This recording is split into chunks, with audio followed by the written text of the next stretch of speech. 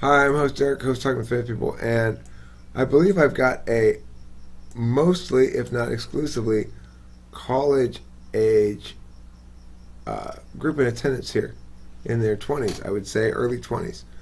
And I'm curious as to two questions. One, do you have a clear vision for your own future? And if so, some details of it would be great. But number two, do you have a perspective on the state of things and the fairness of things as you leave the transitional adult phase into like having to get a job and shit like that? Those are the two questions. Who would like to begin? KitKatz, you're on camera. You got first dibs. Okay.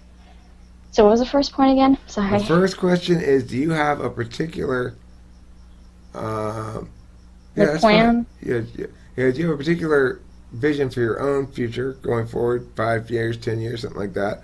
And then number two, do you have a perspective on the state of things right now in the world? Like, you might think, oh, things are pretty good. The world is a good and welcoming place to me entering into it like that. Or you might think the opposite, or whatever you think about that. Well, let me answer the first part.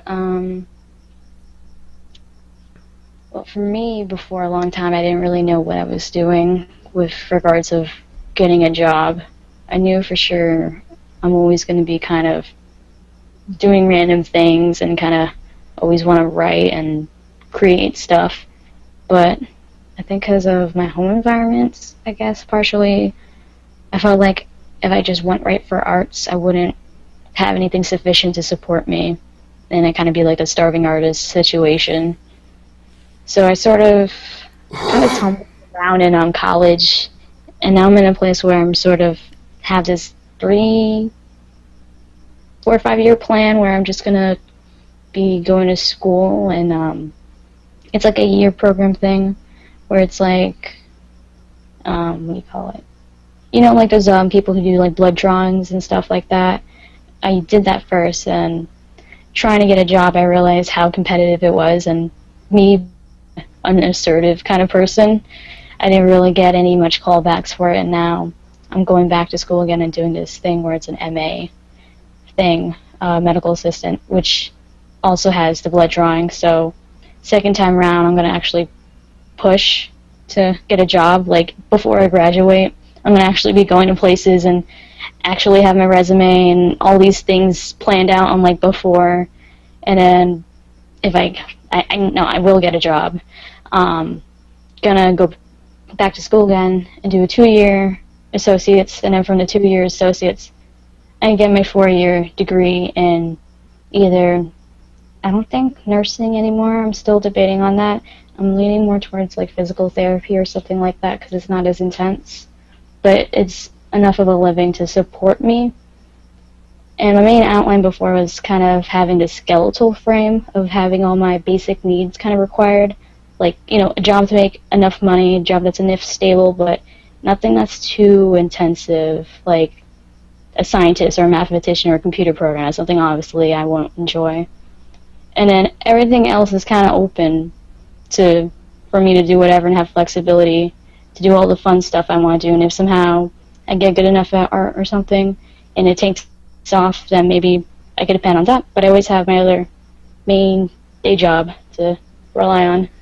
So I'm not starving or homeless. So that's kind of my plan for the future. Yeah. Well, I think that's a very sound plan. And I like the fact that there's definitely something to a job that doesn't require you to make a lot of big decisions. That's what tends to stress people out, I think. It's what stresses me out. If I have to make a lot of decisions about shit. Well, should we do X or Y? Well, can I think about it? We really need to decide, Eric.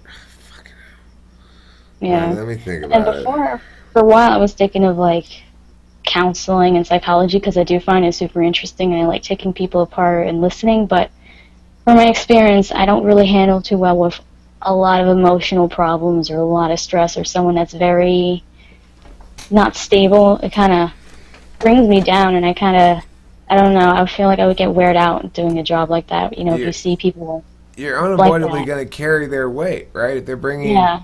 a lot of suffering into the room. And a lot of times I kind of feel it, so it's just like super. Uh, so I find it best to kind of just avoid people of that type if I can, because I've realized I've tried within certain individuals to, I guess, change them, but I realize that I can't invoke change within them. They have to do it within themselves and decide to want to help themselves and change. Then from there I can work on something. If they're not willing to, then it's sort of like I'm just getting dragged down with them. Right. And I realize I have to keep myself in a good position instead of just being brought down. Before I thought it was a bad thing to like think of myself first, and I learned to realize that I have to keep myself in a good place in order to help other people potentially.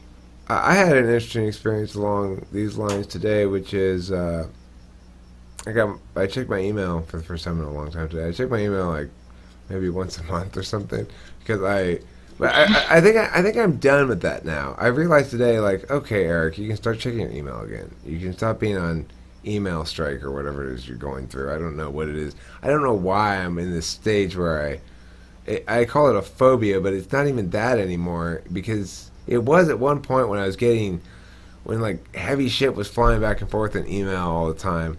And every time I would go to my email, it was just filled with dread that it was another email on this like work shit that was going down like, a year and a half ago or whenever it was. Since then though, now I feel like I can check my email. But the point is, I got this email from some random person. It was pretty depressing. It was short, but it was from somebody who was saying basically that they had experienced some abuse and stuff, and just saying, I just wanted to sort of reach out to say hi to you or something. I had no idea what to do with that, right? Like, I don't know what to say to that person. I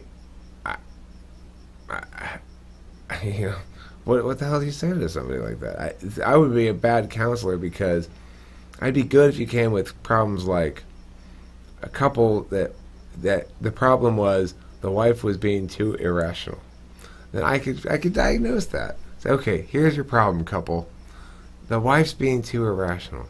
And if that would actually solve a problem, then that would be just fine. I'd be a fine counselor. But unfortunately, I think that would make almost every marital problem worse. So I'd probably not be a good counselor, is my thoughts on that. Let me get some other voices in here as well. We got new arrivals. Ken, you go ahead and chime in on this topic first. Matrix 1 already posted something in chat. I can read it out if you want. Oh, there, yeah, I see it. Go ahead. He said, as an INTP, or actually I don't know if he's a guy. They said, as an INTP, I have a dream or a few that I have for the future. One which is probably only possible quite a few years down the line. I want to be a writer, but for the here and now, I'm basically forced to stay in education and employment. Not because I want to, but because I'll need it to survive until I can fulfill my dream of writing. Yeah, that's the same thing I concluded before too.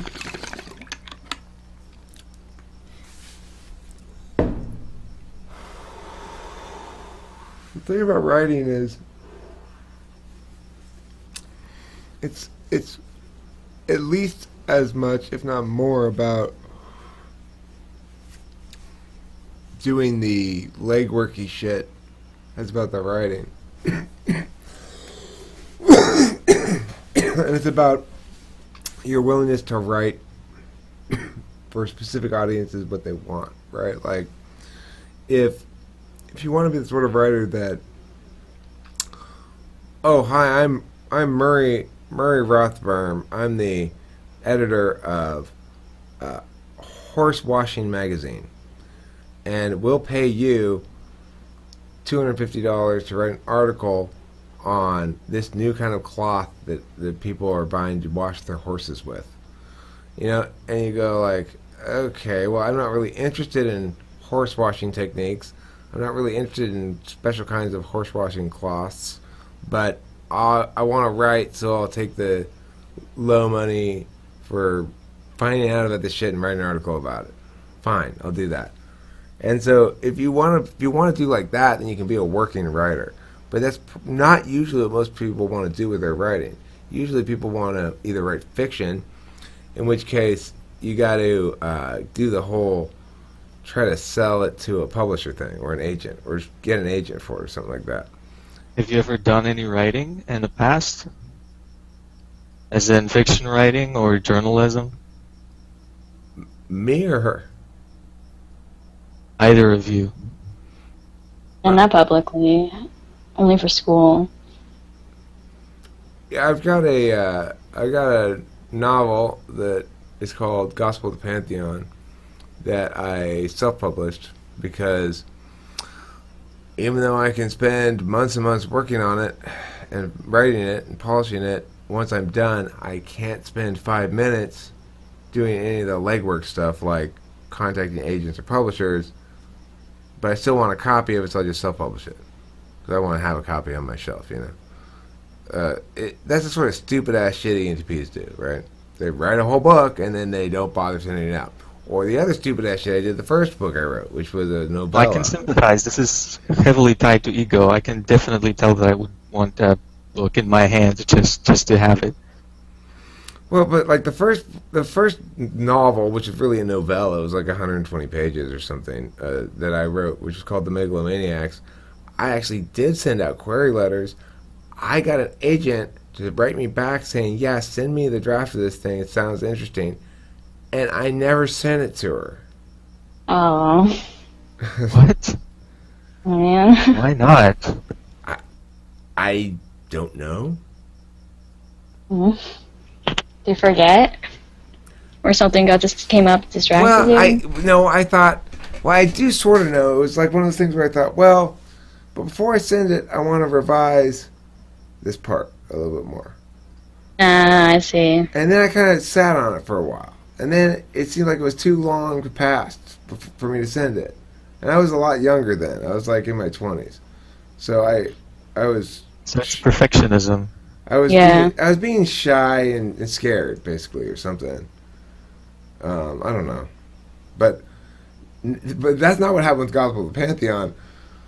I just didn't bother. It was like, well, that sounds like so much work. I've already written it and I can look at it myself. That's good enough, right? It's not, though, Eric. It's not good enough, but I don't know. But I'm going to try to sell it on Talking with Famous People webpage now as a download. Yeah. I'll see if anybody wants to buy it. Anyway, the other thing I've written is I've written a blog for years. Nobody ever read it, as far as I could tell. The first time I've ever gotten really any validation for my writing are these most recent 3 videos that I put up, which are the NF types. INFP, ENFP, and INFJ. Those are things that I wrote and read out loud, and I tried to write them kind of writerly, like make them sound good.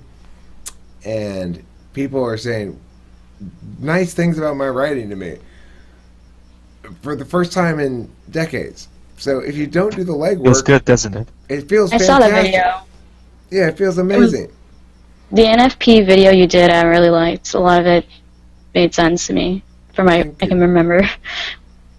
Thank you. Appreciate that. But yeah, I mean, the point of it is, it doesn't matter what you do writing-wise, if you don't do the legwork to try to sell it or to engage it in some way like that. Sorry to have spent so much time sort of lecturing on writing or whatever, but I was answering Ken's question. Blame him. Matrix One, you got something to say? You got your microphone on. Oh, no. I'm just bracing for it. You're bracing for... Oh. Yeah, so it's your turn. Brace no... No, I was contemplating, sorry. Oh, you're contemplating. I thought... Okay, well, that was a clear and easy mistake to make. Sometimes contemplation looks like bracing. Trangerol, do you have any thoughts on this? On what you said about writing? No, about the thing that we were saying before. I forgot what we were talking about. I only just now joined. Future planning and I forgot what your second question was. Oh, yeah, right. About Thank the you. present situation. Right. So I don't know I'm how to answer saying the second because part we. of that, by the way. Oh, okay. I will. Let me run around and come back. Okay. Two questions for any late arrivals. The first question is: we got mostly people who are in their 20 to 25 range, as far as I can tell, in the room. I had the question one was: do you have a specific vision for your own life going forward? And then question two, which you didn't answer yet, and thank you for pointing that out, is the question that says: how do you feel about the state of the world right now? Do you feel like it's a fair place to dump you off at into post-transitional adulthood time, like job time, stuff like that? And so those are the questions. And anybody, Eccentric Gam, do you got any thoughts? I honestly could care less about the world and the Okay. state of it. I'm just gonna make my own way as far as I can. Do you feel capable My God of? is Do you feel capable of doing that to your own level of satisfaction? well, I'm only ever going to be satisfied by what I do with my mind. So whatever I am forced to do on the outside doesn't matter because I would be unsatisfied with it either way. So if the world was better or worse, it wouldn't matter because it just doesn't do what I enjoy doing, which is exclusively within my mind. But surely, the process of doing mental work is facilitated by either writing or making diagrams or some other sort of documentation of the mental processes that you're engaged in. Well, all I need is a vessel to write on, like a computer or a piece of paper and a pencil. So that's basically Well, that's the extent work. of my requirements. But that's work, though. You're trying to position it as not work. What's work to one person is fun to someone else. So to him, it's not work, even though you might class it as work personally. No, it is. Like, the fun part is brainstorming it, but then you have to get it down. But that doesn't have anything to do with the state of the world. Sure, it does. The state of the world is going to tell you how much others value the thing you've gotten down. Now, you might say you don't care about that at all, but others necessarily are going to value it, whether you care about it or not, and the value they place upon it is going to provide you with more or fewer resources, and thereby empower you to do more or less accordingly. Oh yes, that's basically stroking the ego, as in, if I'm writing something, I want to be acknowledged for it, and I want others to appreciate it. But, well, I can just make it the best that I can objectively make it, and then others would definitely have to appreciate something like that. Okay, you call it stroking the ego. Do you see that the desire for affirmation from others or for, feedback on your work or stuff like that as inherently a negative thing? No, it just sounds like this for you and for everybody because, saying something like I'm selfish or I enjoy stroking the ego, it sounds negative, but it doesn't have to be. I don't believe that it is. I wouldn't have as you said unravel. I wouldn't have said that about selfish. Stroking the ego, I mean, is there something else one can do to one's ego besides stroke it? Could I massage the ego, One can- perhaps? Well, one can weaken it for others. That's what INFPs do a lot of the time. They just turn themselves off so others can, I don't know, it's hard to explain. because they didn't, we'd all be thrashed to shit right now. KitKatz would be tearing her way through the room. Fuck Yeah, that's you! true. Sit down, bitch! KitKatz is here and I'm running the shit. Well, yeah, but Is that what you say she'd be like? INFPs are like the opposite of INTPs often, I feel. The way they speak and act, they have so much consideration for others, it feels like they have no selfish desires of their own. I have a I friend once like that. I had an ex-INFP girlfriend, and it didn't go so well. I would say that was a false generalization. INFP, They're so ENFP, dishonest. INFP, ENFP relationship, that sounds messy. My best friend is an ENFP, but we do get into fights and stuff sometimes, but usually, I don't know how to explain it. Friendships are a little less subject to messiness, I think, Yeah, than relationships, maybe. Eccentric M, did you find it messy? It went really well most of the time. It was only the complications of because it was a long distance relationship, and she wanted me to move over to where she lived, and then it all went crazy, and I was like, well, I can't fly because I hate planes, and then it's like, well, you're selfish then. I'm like, well, why didn't you come to me? And blah, blah, blah, blah, blah, blah, blah. And it kind of went like that, and then I ended up cheated on twice. No one wants to live in England, Eccentric M. Oh, but you can get some good cheese here. That's true, but you know... And it's near France, so you could go through the tunnel to get some French cheese. What was your other country option? What was the other country in the mix? Canada, so it's quite far. I choose Canada. Take a boat. But England's cool, but you know, England wasn't that cool to me when I went to England. You guys weren't that friendly to me. You kind of thought you were kind of dicks to me. I'm friendly to you. Oh, I know you are. I said when I went to England. I was 18. It was 27 years ago. 27 years ago, some English people were dicks to me in your country. Right. That's why I'm not moving to England. I guess there's those types of people everywhere, I suppose. Yeah, well. He's ENFP. He can't help being friendly. That's true. You're ENFP. You're more ENFP than you are British, it turns out. Yeah, that's true. I actually find that very true. I'm thinking there's loads of people here who can't empathise with how I am. I feel like the odd one out sometimes as an ENFP in Britain. Well, Yeah.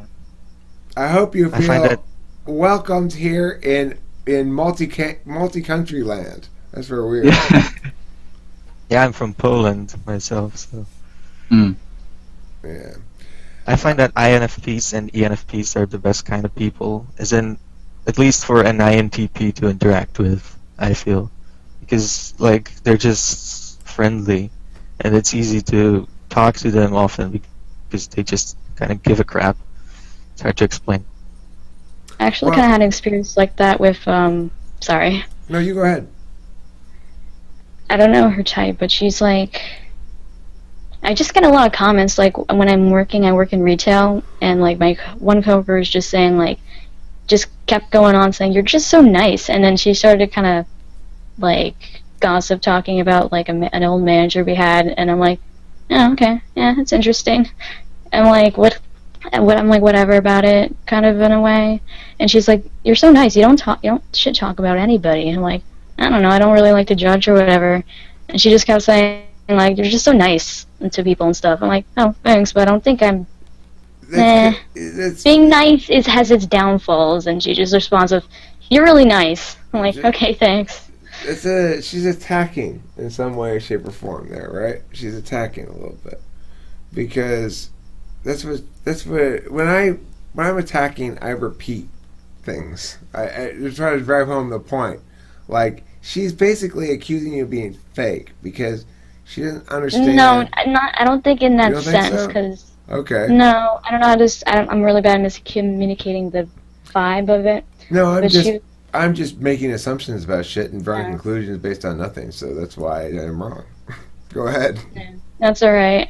Because usually, like, sometimes, you know, when you work anywhere, there's, like, people with certain opinions and different circles and stuff. And I've noticed that some people would make accusations about her being fake and stuff, and I don't want to get too much details about it, but I'm like, I don't know. I just see her... conflict. Maybe that is... Because she likes to talk, she's extroverted, and she likes to talk about herself a lot, which, you know, I don't know. What type do It's you how think she is? She likes to go to a lot of, like, concerts and bands and doing things. Maybe, like, ESFP, maybe, or something like that. I'm not sure, but she's also chill. Yeah, probably, yeah. She's pretty laid back and cool. But, I don't know, I guess because a lot of times she just, if people do something, like, that's pretty crappy, she just straight up tells them, like, oh, like, about them being a certain way. She doesn't really, I guess, what do you call it, be very soft in the approach, kind of harsh a little bit, I guess, in a way sometimes. And I guess that's what she was just examining, the difference between me and her. So I don't think she meant it in an attacking way. She just found it as like an intriguing difference. Maybe she's an ENTP. It's possible because you are our supervisor type, and an ENTP who wasn't aware of type stuff or cognitive functions or most specifically socionics inner type. I would think like about INFPs. I always think now, oh, they're my supervisor. I have to watch my niceness level. It's fun. I kind of learned to just, I don't get so hurt or sensitive anymore like I used to. Because learning about like this whole typing thing, I read like the problems of my type, and I've really focused on trying to like being aware and like bettering it. And I don't know, I feel like things are a lot better now than before. I used to like get super hurt about a lot of things and misunderstanding, and now try to understand a person's different perspective. They see it differently, and they don't intentionally mean everything about me. They might be whatever they're thinking reference to. It might be lashing out at you, and they're mad about something else. Do you know other INFPs? Do you have any fellow INFP relationship? I only knew one briefly back in high school, but we weren't in like too many classes together that much.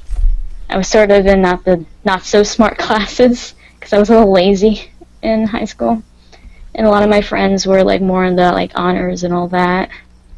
That was close. That I liked more. So I was kind of by myself in a room full of S's, ESFs, P's, whatever. I mean, yes, you know. ESFXs, ESXX, ESXXs. Those types. Yeah, right. And I was super introverted, so it's like even more. I'm gonna once again have to come back to you for the actual second question. Let me see if I get. Does anybody else want to approach the second question of the state of the world right now? If it's fair to you, Matrix One offered his thoughts on the irrelevancy of the state of the world in his INTP Ice Castle. Anybody else have any thoughts on state of the world or the first question, your own life vision going forward, coming out of college or mid-20s or wherever you are exactly right now? J-Matt's going to tell us some words.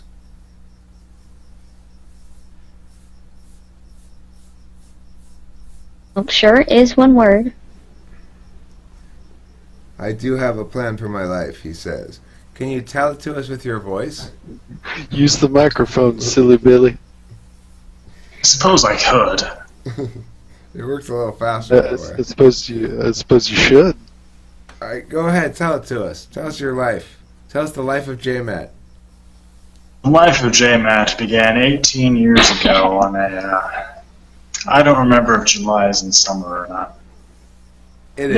Yeah, it began a summer many years ago. And my parents there, ISFJ mom, ESTP dad, it's a very strange upbringing. You know, they don't really understand how I do things, but I got over that. Do they get along with each other?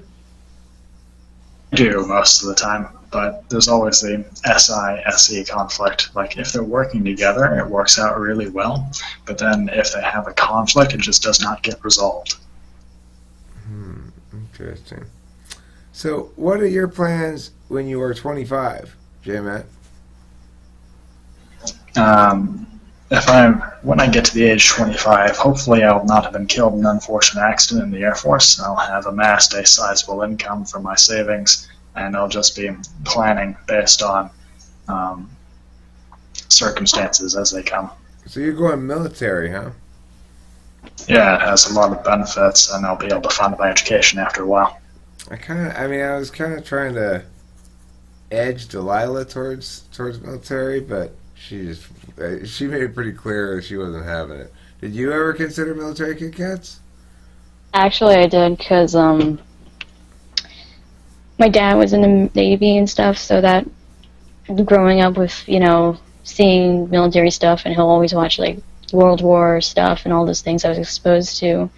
But I realized, considering wise, I was thinking of like doing the Navy and being like a medic, and I realized being a war medic would be extremely tense and fast decision and high stress, and I have to do everything exactly right to get people to not die, and I realized I can't bear with that. High stress situations, I'm not fast or reactive. I'm very slow. Or if something comes at me like crazy, I just kind of freeze, and I need to step away from it. Gotta embrace the ESTJ. You got a judgment function first. That's why. That's the difference, right? Because you got your like INTPs and you guys have any in the second slot, and that's like it means you're super good at it. Just the 1, 2, you're super good at both those, right? But because you have a judging function first, my new theory of the moment that I'm fond of is that makes you a person who wants to stop first and evaluate, so it causes you to be a stopper. Like, Yeah. And that's the circumstance which you're describing is one where a stopper is not supposed to be stopping and evaluating and seeing how they feel about it. They're supposed to be doing the shit, right? So It's usually, it's like if something like a stressful situation, like I had some situation where someone was like in danger or something like that, or some potential outside dangers happening, then sometimes I just click and I react and I do what I'm supposed to do to help them. But then other times it's like, if it's, I don't know how to describe it, if it's like not immediate danger or harm to somebody, I don't like get that gut reaction to do what I'm supposed to do. And if it's like about things I have to critically think about and figure out while in the moment, it's just like, oh no. if you have time to muse about it, if you have no time to muse about it, no problem. If you have a little time to muse about it, problem. Is that basically what you're saying? I think so. Yeah, that's what it You know, sounds because if it's like, if someone's like choking or something, then I know what to do. I give them the Heimlich or something, or if Right. somebody like got hurt and they got stuck or something and I have to move them out, then I'll think of all the solutions of how to move them out of that dangerous position. So, yeah. Cool. Trangerol, you want to talk about either of those questions now that you've been here for a little while?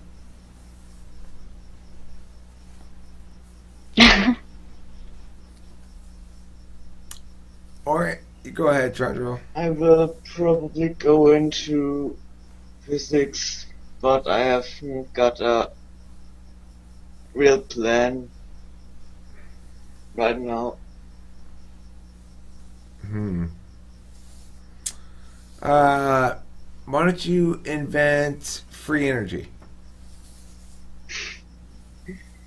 There you go. Now you got a plan.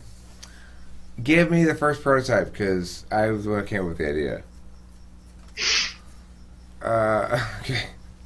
Any thoughts on the state of the world? Are you happy with the state of the world? Mad at the state of the world? Or something like that? Or you just know, well, I'm going to be doing something useful in sciencey, so I'll have no problems?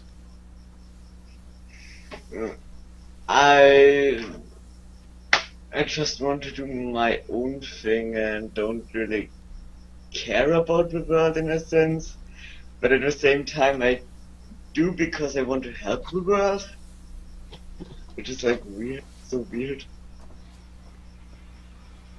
So we have another person who doesn't care about the world. I don't care about the world. I just want to do my own thing. But that's fine. I mean, I think that's also one's perspective on that changes as one ages a little bit as well. Like, it's natural to have to go through a period of time when you're young when you prioritize developing exercising the will of the self, because you've come out of this weirdly crippling education system where you're trained to sit in rooms and do pointless shit for hours a day for no good reason, except, well, that's how we do things. That's how we do things around here. So you come out of that and you're just kind of like, well, now what? You got to kind of spend some time figuring this shit out for yourself. And then when you get older, maybe you start, I don't know, it depends on your type. I think INFP, for example, KitKatz probably, when she gets older, she'll, my prediction would be that she'd probably have developed a inner circle around her and at some point a family probably, and settle into her sort of crafted INFP paradise or something. Yeah, Or that's various my plan. Gather people rooms that with are toys. Different rooms Yeah. with different kinds of toys, and people telling you how much they love you all the time. You know, that's a good existence for anybody. ENTP would like that as well. You know, that's a pretty happy existence. Also, I would install an intercom into my house. That's a very good idea, like mentioned before.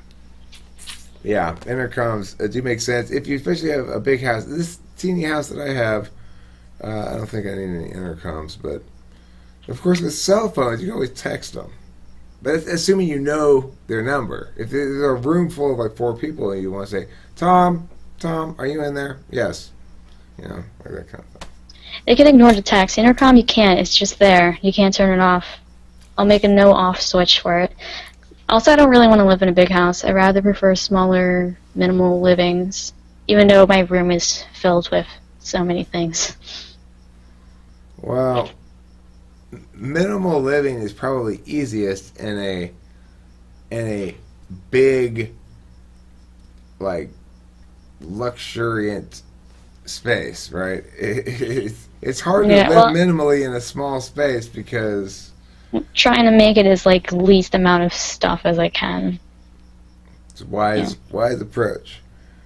Okay, you have servants are good. Yeah, J-Mont. Well, what you want? See, my version of simple living, simple, easy, minimalist living, is a mansion with servants and not a lot of clutter. That's where the simple comes in. Too much money. I mean, I'm not saying I'm living it. I'm saying that would make life very simple for me. Anybody else want to comment on these questions before we end this video?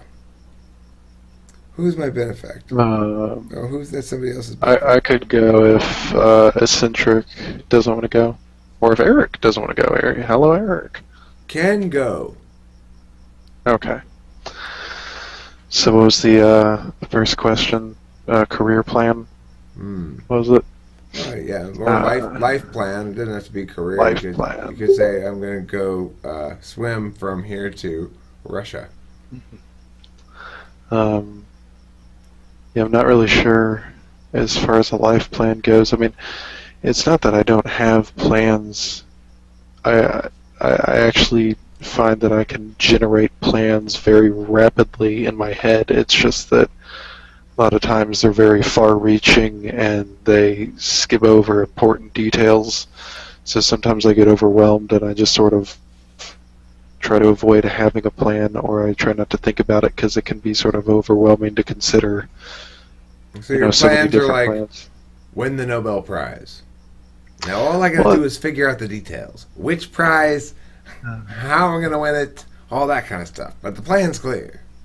Well, somewhat. It's more like I find myself getting ahead of myself.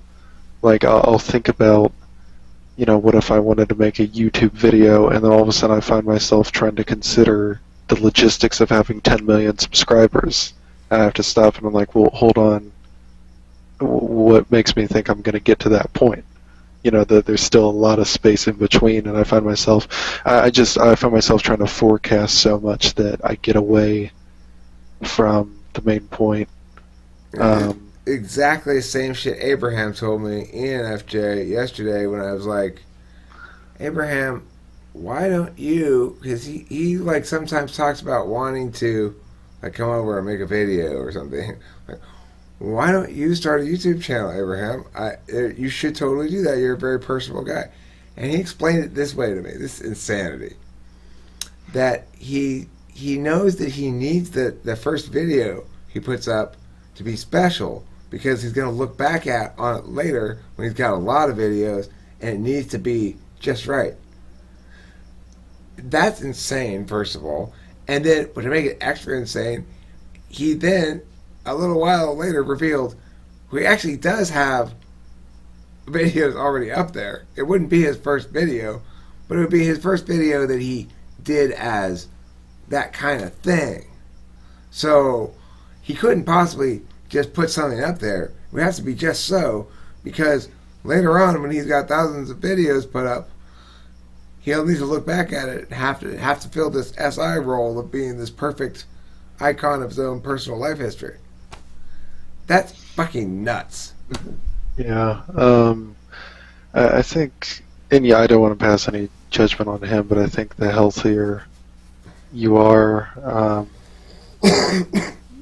especially as an NFJ, I think the healthier you are, the less that gets to you. I think you get more comfortable. I think that's why INFJs like ENTPs, because they're able to sort of rapid fire, just sort of create things, and it's not so much about perfection. I think there's an appeal to creating something like what you do with your videos, where you create a lot of videos and then you can look back and you can notice, okay, this is how I've changed.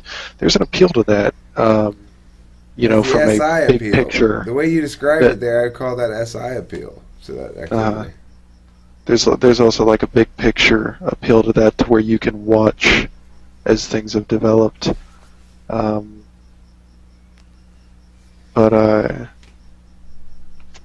As far as like a plan or whatnot, I'm not really too sure. I got out of high school. I was homeschooled during high school, and then I got out of that and went into college immediately, and ended up dropping out just because I was in college, but I didn't understand why I was in college. And even now, I'm sure I can't really justify necessarily going back as of yet, because I don't really know what I would go back for. To have a good, well thought out reason to be in school sounds like what KitKatz said, right? She's not there to study taking people's blood out because she's really fascinated by taking people's blood out, right? Well, it is actually really cool, and I'm pretty good at it, but that's a plus. But I mean, you've got a practical thought process behind this. You're like, this will be a job I'll be happy enough with. It's a good job. It's not my ideal work I'd like to be doing. It's not how I'd love to be spending my time every day. If I had my druthers, as they say, then I'd prefer to probably be drawing pictures or writing or playing music. But yeah. I know that I've got to have a practical thing too. So that's why, and you've got to clear, that's why you're going to school for this thing, and that's why you're choosing this thing. It's a job you think is going to be tolerable, something you're good at, something you're comfortable with, but not your passion. So, I mean, I think that if you have that, that's a good reason to go to school. If you don't have that clear vision about why you're going to school, that's very practical, then there's no reason to be going to college, because it's not a good economic decision, I don't think. And you can learn more in lots of different ways in college. Yeah, I guess more than going to school and learning something, I'm more interested in the ways I could avoid going to school and still be successful. I mean, I know a lot of people probably want that, but I guess, I sort of have an interest when it comes to stuff like, I think I mentioned before, like intentional community and stuff like that, where you get multiple people sort of consolidating what they have and sort of trying to work together as a group, which appeals to my sense of harmony and stuff like that. But I guess I've been in the mindset for many years of how do I need to fit in to the social system that's been, and this sort of ties into the second question, which is my like the state of affairs of the world. I guess I've spent a lot of my life trying to figure out how I'll fit into the social structure, whereas in more recent years I've sort of been playing with the idea that I may not have to necessarily be part of the current social structure, that there's paths available for those who have a mindset of entrepreneurship. Am I correct that there's not enough room to fit the social structure inside of you? I need to think about that. I'm trying to conceptualize that. Is there another way that you could say it? It's a joke. You said I used to try to think about how I could fit inside the social structure. Oh, okay. The question though behind it is how, if you're gonna, when you say how you're gonna fit, do you basically mean how I'm gonna make money? Yeah, in a way, but I mean more than that too. I mean, even just finding things like hobbies, because I guess to me, I'm like, okay, I'm making money. Why am I making money? Well, what's the thing you hear people say a lot? Well, I'd like to work and then I'd like to retire early. Well, why do I want to retire early? Because you want to buy a jet ski, dude. That's why. But I don't want a jet ski. I want want to know. a jet ski. I want to know things, but not necessarily detail things. I want to know things that I can impart onto other people. For me, I've spent so many years just not knowing who I am, just feeling kind of depressed about stuff. I want to be the type of person who, when I see someone in their teenage years or their college years, like this situation right now where, you're asking people if they have a plan and stuff like that. I want to be somebody who can sort of illuminate and help give people insight as to steps they can take or directions they can go, or just give them outside perspectives that they're not, basically to help people understand that they don't have to be stuck.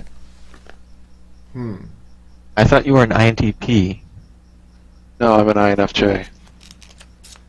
I see. Do you feel stuck right now? In some ways, 21.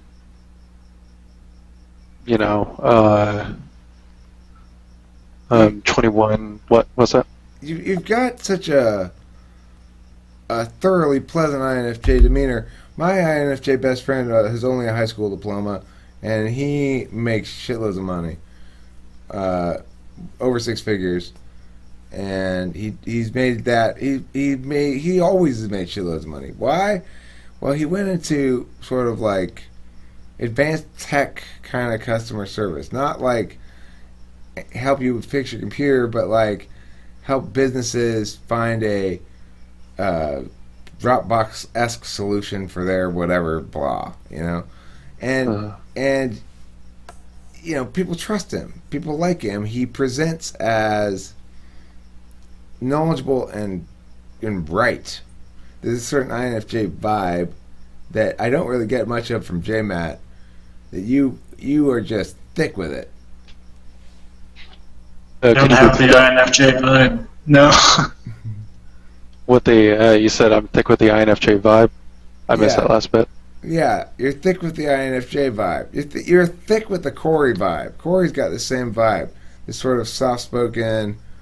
I mean, you're a little less. You have a little less dynamics volume-wise. Like, he likes to get loud sometimes. I notice that the more fun that the more I'm trying to bring up other people, sort of the more loud and exuberant and hey, how's everyone doing? Sort of stuff like that I get. But if I feel that I'm tapping into something that really matters to me, then I notice I'll sort of slow down and quiet down. Ken, I got a serious question for you as a fellow INFJ. Like, how do I get your vibe? I need to present to other people like an INFJ. I can't keep getting mistyped as an ENTP or an INTJ. I've heard that with, and going back to what we were talking about way earlier with the Enneagrams and stuff like that, I've heard the 1 needs to integrate into a 7, which might mean that your perfectionism and your dutifulness might need to try to find a way, not as the point to act more like a 7, but use the medium and the modality of the enthusiasm of the 7 to serve your 1's purpose. One quick interjection here before I turn to KitKatz, who is ready to speak, I think. Oh, Oh, because you're holding that thing that this normally means like, oh, I yeah, gotta talk into I just it. wanted to say I like J Matt's robotness. Oh, I didn't dislike Yeah, it. me too. But what is evident to me, J Matt, is your spirit animal is in the wrong genus right now. So you need to shift from you might currently be a reptile or a lizard or something. You need to shift into either whatever kind of species, whatever kind of genus rabbits are. It's a weird word. There's only like 2 species in it. Or you could maybe try to go into like kind of a bird thing or something. I don't know. You might want to explore. Just Matt. vermin. J-Matt, you need to move from being a monitor lizard into a Labrador. Not necessarily Thank you. Good laboratory advice. though. If I could say something, to me, Ken sounds more like a preacher, which really kind of makes me not exactly enjoy the way he speaks. But J-Matt sounds like the kind of Sorry. approachable sort of person that I would, not feel too threatened approaching in a social setting. Whereas Ken sounds just like a preacher. I just can't shake this kind of feeling. I really wouldn't be comfortable. I see preachers make me uncomfortable. Well, I mean, I want to know. So you can sympathize. Now see. you're I'm from sorry. some European country, am I right, Matrix One? Yes, that's correct. I want to know what it is about this European country that attracts all these smooth-talking American preachers. Is this your experience of preachers in your own country, or your thought about what a preacher is in the abstract? I'm not sure I understand the question. As in, Well, like, what is my Uh, perception of a preacher? yeah, What okay. is this built upon? yeah, like for example, did you go to church as a kid and hear your preachers talking, and you go like, "Oh, this guy sounds like those preachers I heard," or are you just saying like, "This is my general Well, conception American of a popular preacher"? culture is what built my perception of the preacher because that's what I usually sit Oh, interesting. So, Ken, you don't sound like a preacher. You sound like somebody playing a preacher on TV. like a TV stereotypical preacher. That's, yeah. Congratulations, I'm not- Ken. Your I'm dreams not- have come true. I'm not entirely sure how this is supposed to make me feel better, or if, Ken, even if it's Ken, supposed you to. can I be feel- the official. You can be the official priest of Whimsy. I'll take it.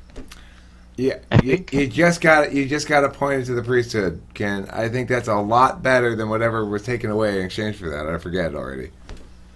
Be your pet monitor lizard.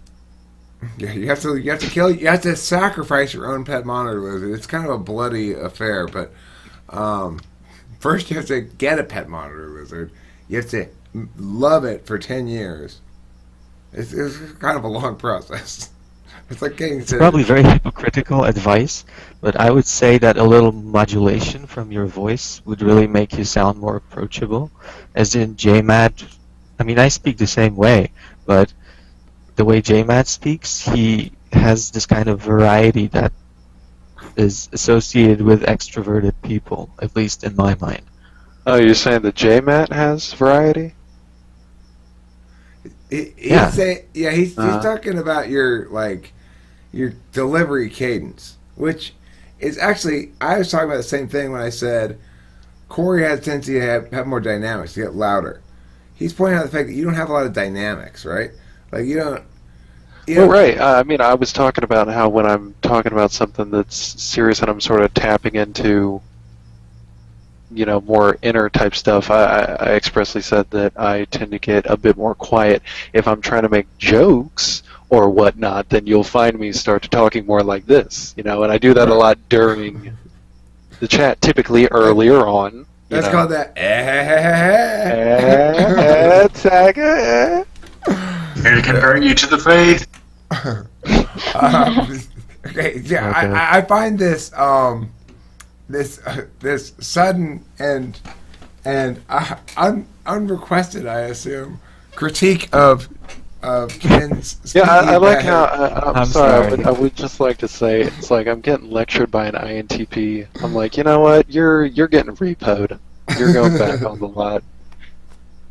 I didn't know INFJs had that power. Wow, you guys can repossess us? My That's crazy. best friend's an INTP, and it's like, We've been best friends for like 16 years. So what's funny is I got an INTP here that's like, you know what, you're a little bit, you need to Oh, okay. you need to mix things up a bit. But it's like I'm listening to him, and compared to my best friend who's an INTP, Matrix One like has no variance in cadence to me. Like he just sounds Yeah, but flat. Whereas my consider the friend, fact that I am translating what I'm saying from a foreign language into English right now.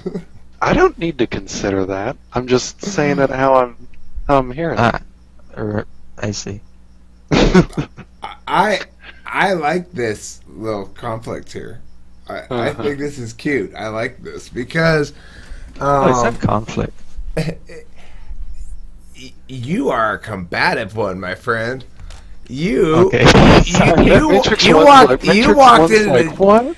you walked into this GTM session bringing the combat stick, and I have no problems with that. You are not. What you're not doing, interestingly, is doing dance of dominance shit. You're not trying to assert dominance. You're just combative by nature. You just like to, He's you just like to coming make at shit it from up. a TI perspective, and I think I don't know if he is. I'm guessing that he might be under the impression that he's coming at it from an FE perspective, even though I don't believe that he is. He's coming at it from like, you need to sound more like this because it would be better. But it's not better like good. It's better like I've figured out that this is the best way to do it. That's why Well, you it need to depends do it. on what you're trying to achieve. If you'd like to be approachable, as in to a group of people Well, that hold doesn't on, know hold you. on. Approachable to who? Approachable to who? Because there might be more extroverted people that would like someone to be softer and more monotonous. If you have a lot of listen, if you have preachers that are speaking in a more cadence like this, and you have a lot of censor SJ types out there in the world, who do you think the majority of the flock is? And yes, you're getting preached to right now, Matrix One. You need to gather around and you need to sit down because I'm going to tell you some things you may not be ready to hear, but you need to hear them. Well, but it sounds like you're intentionally giving dominance over group to someone else, whereas you could be perceived at least as someone who could assert dominance over the group if you had a different disposition. But this is coming from an INTP, and we often do this kind of social chameleon thing where we pretend we're something we're not, and we can often blend into the group and even be on the top of it. Oh, I understand that from your perspective, you're talking about chameleon and blending into the group, but then you're also... Okay. What's that? All right, let me interject here, guys. This is fun watching you guys go back and forth with Yeah, this. I'm just having But fun with this. here's the thing about the thing you're talking about there. He is... Ken, is projecting what's working for him in this environment thus far. And with good effect. He's correct in saying, well, if you're in a group of extrovert people, he's correct specifically in saying, I'm complementary. My nature is complementary to host Eric, which it is in his current capacity. Because how do you suppose? But the thing is, I don't know how consciously making those decisions or not, and I get what you're saying as well, that there's But the fact that Ken's displaying that way now, I would suspect is driven by the circumstances more than a lack of ability to emote more range stuff. But I like the attack, just on principle. I like it coming in and attacking. That's fun. Thanks for watching Talk with Smith People.